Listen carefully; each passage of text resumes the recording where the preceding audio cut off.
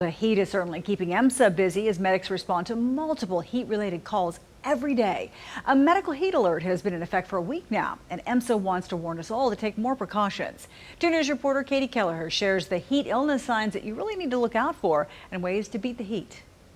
Temperatures are rising, and so are your chances of getting sick from the heat. EMSA has responded to more than 50 heat-related calls since Saturday, 18 of those calls on Tuesday alone. You don't want your day in the sun to cost you your life. Adam Paluca with EMSA says some calls are for heat exhaustion, which can be treated quickly, but it gets even more dangerous if someone suffers a heat stroke, which is potentially deadly.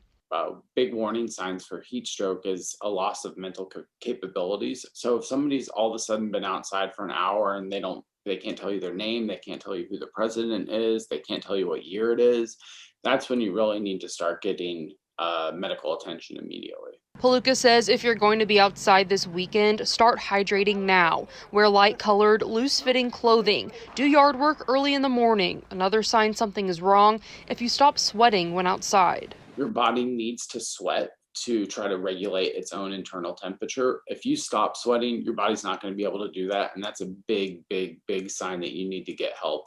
Cooling stations are open around the city for those who need a place to get out of the heat, like here at John 316 Mission, which says it's seen a significant increase in the number of people coming in to use it.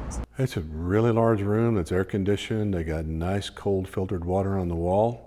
All the water that they can take. Sometimes people just stop by, fill up all their water containers and move on. Reverend Steve Whitaker, CEO of John 316 Mission, says while there are still CDC capacity restrictions in place, they'll help anyone who needs some relief from the heat. Or if I'm at capacity and somebody's outside my door and they're distressed from the heat, I'm going to put more people in my building and give them a chance to cool off.